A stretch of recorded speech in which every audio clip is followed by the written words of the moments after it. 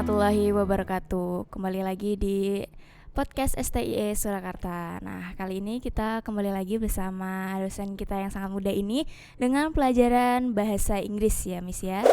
Itu bahasa English for Business Class ya, Miss ya. Itu gimana tuh, Miss? Oke, saya mungkin menyapa dulu ya. Welcome to English for Business Class. Jadi mata kuliah bahasa Inggris kita ini kita namai English for Business karena kita fokus pada English for Purpose ya. Jadi purpose-nya kita belajar bahasa Inggris ini untuk dunia bisnis. Jadi kita fokuskan materi-materi yang berkenaan dengan yang mereka butuhkan, teman-teman butuhkan dalam dunia bisnis. Seperti itu ya.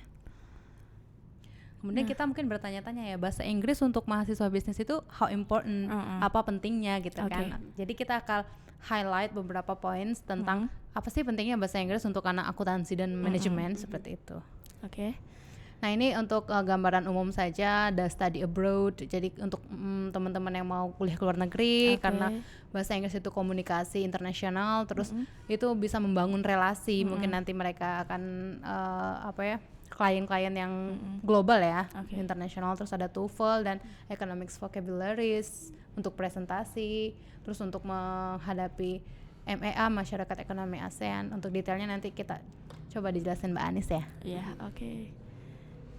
Nah ini, sekarang kita masuk ke pentingnya penggunaan bahasa Inggris dalam lingkup bisnis. Nah ini, yang nanti yang kira-kira bakal kita pelajarin selama 1 semester.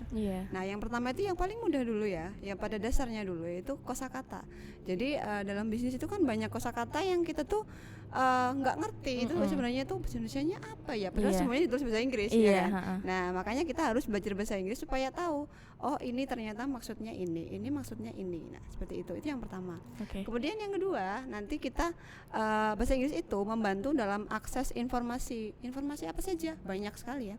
Ini misalnya tentang keadaan ekonomi di dunia. Nah kalau beritanya itu dari Inggris, beritanya dari mana ya, yang jauh mana ya, Afrika, itu kan semuanya kan ditulis dalam bahasa Inggris ya, nggak mungkin tulis dalam bahasa Indonesia ya. Nah itu. Jadi kalau nggak ngerti bahasa Inggris susah ya. Iya, jadi nggak tahunya cuma Indonesia aja, nggak tahu di luar sana. Nah, itu.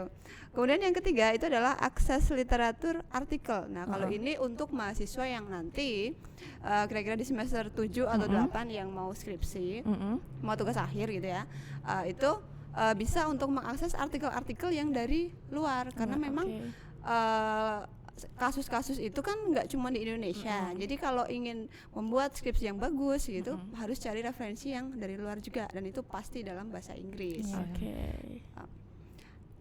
Untuk yang selanjutnya, yang keempat ya, ini untuk meneruskan ke jenjang pendidikan yang lebih tinggi. Nah misalnya ini teman-teman pengen ke S2 misalnya, mau MBA, Master of Business Administration. Keren banget ya. Nah itu kan kita kalau tes masuk kayak gitu kan pasti ada tes bahasa Inggris kan. Pertamanya udah bahasa Inggris dulu ya. Iya pasti harus itu.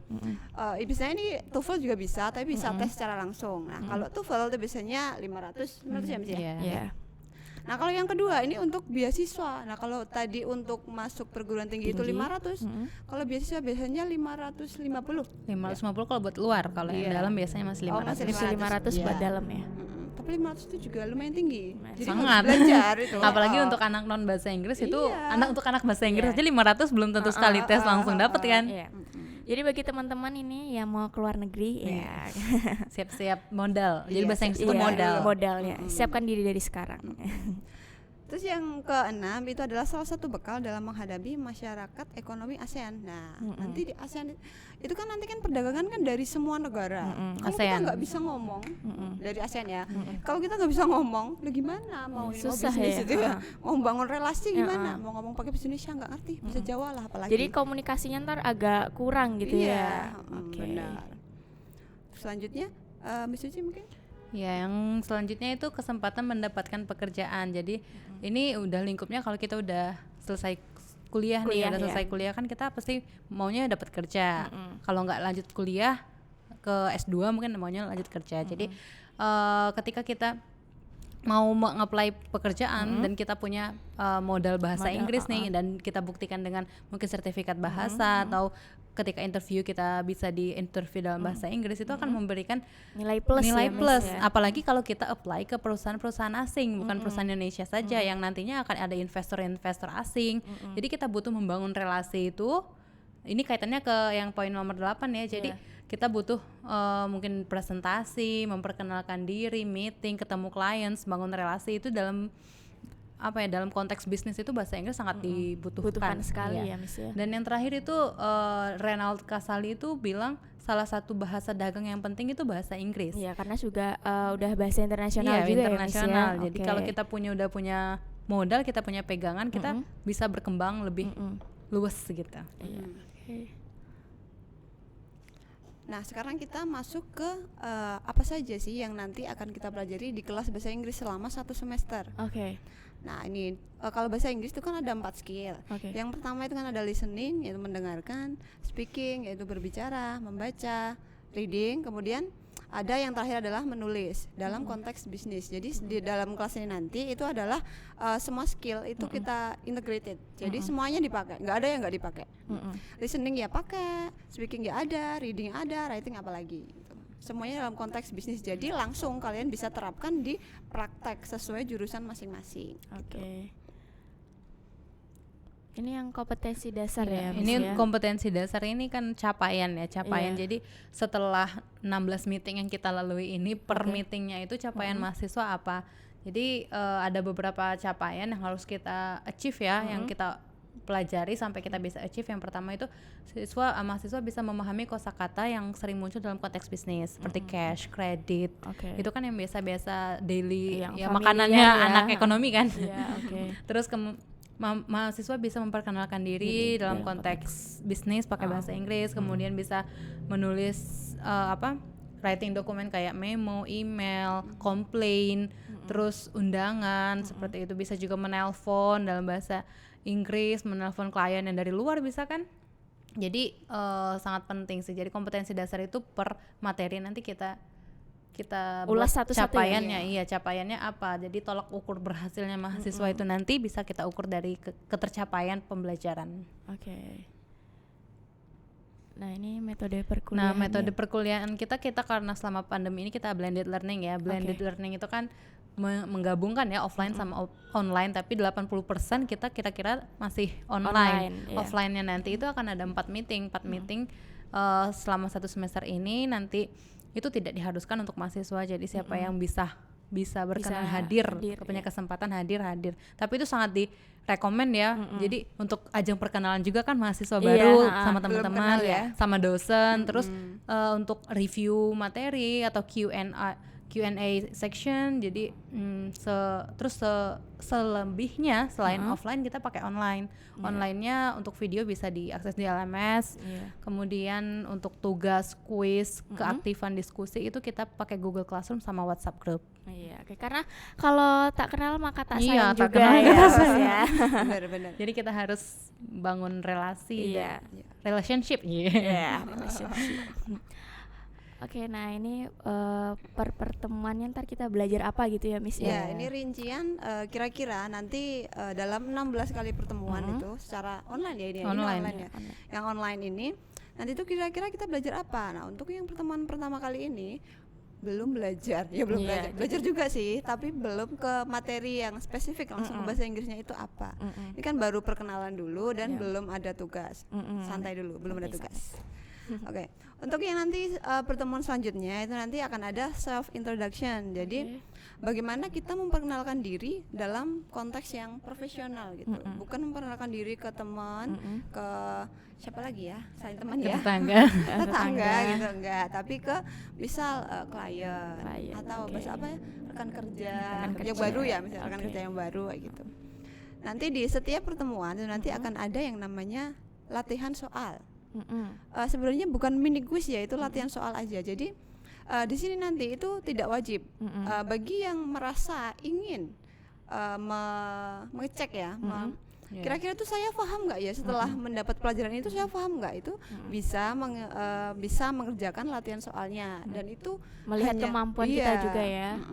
Dan itu hanya sedikit sekali, pilihan ganda cuma 5 soal nanti. 5 soal aja guys, dikit banget. Dikit banget. Jadi kan ringan ya. Ringan. Saya tidak suka membebani mahasiswa soalnya.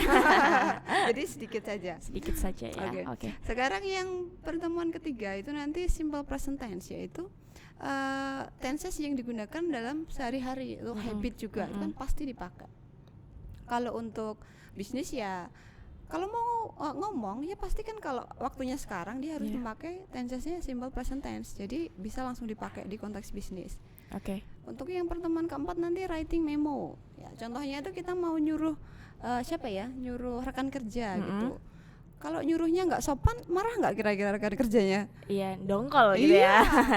Jangan kan dilaksanakan ya, marah duluan itu dilaksanakan. Nah, makanya, jadi nggak maksimal ya.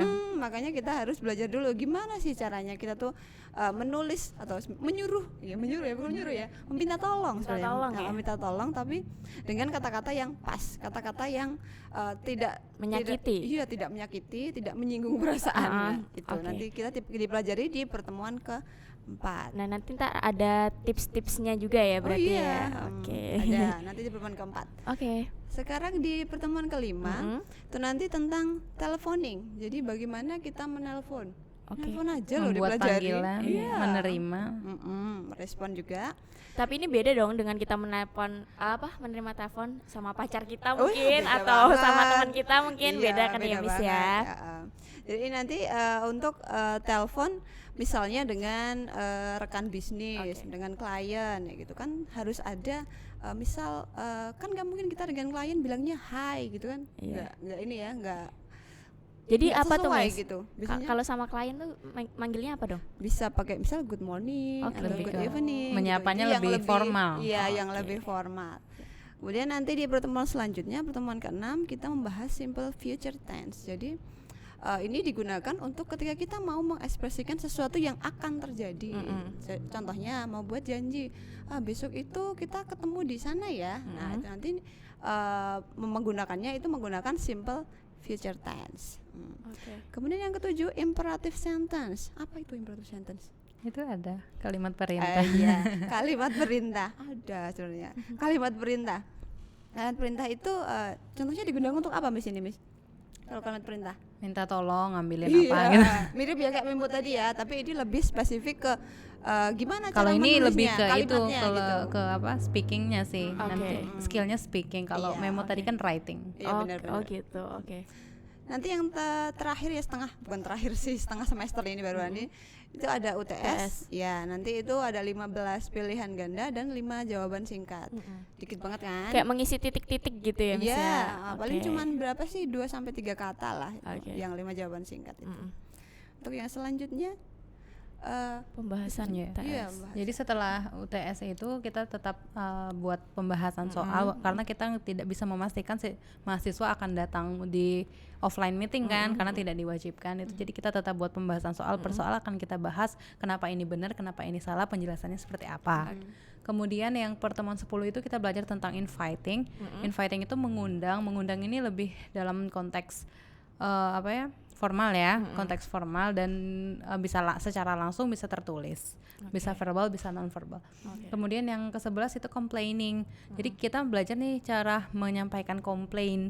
Komplainnya ini kita spesifikkan dengan melalui email. Jadi ketika menulis email itu kita juga belajar part-part email itu apa saja sih yang harus ada di email. Email yang sopan itu bentuknya seperti apa sih? Kan biasanya kita pakai di awal dear gitu kan. Terus yang di akhir kita pakai best regards. Itu kan menunjukkan bahwa kita punya manners kan dalam ada terima kasihnya juga ya, seperti itu. Kemudian yang ke-12 itu kita belajar simple past tense. Jadi ada 3 tenses yang kita pelajari semester ini, present tense, future tense, sama simple past tense. Simple past tense ini kita membahas tentang pola kalimat tata bahasa yang kita gunakan untuk menyatakan kegiatan atau peristiwa di masa lampau yang sudah terjadi ya, nggak lampau-lampau banget. Kalau kemarin juga kita pakainya simple past tense. Kemudian yang selanjutnya itu 13 presentasi hasil kerja, dan kita nggak punya latihan di sini. Jadi kita belajar bagaimana mempresentasikan hasil kerja kita di hadapan publik ya. Maksudnya mungkin rekan-rekan bisnis gitu. Jadi ketika rapat gitu ya. Ketika rapat. Kemudian yang ke-14 itu memberi dan menerima opini. Jadi lebih ketika kita meeting itu kita belajar ekspresi ketika kita mau menyampaikan opini. Opini itu apa? Pendapat ya. Pendapat yang mungkin kadang berbeda dengan orang lain. Iya pastinya ya, pasti ada pro kontra ketika kita menyatakan sesuatu. Itu nanti kita pelajari bagaimana caranya biar kondusif, tetap kondusif meetingnya. Yang ke-15 itu sebelum kita lanjut yang ke-15 akan kita potong dulu, kita lanjut ke sesi yang berikutnya ya Miss ya. Assalamualaikum warahmatullahi wabarakatuh.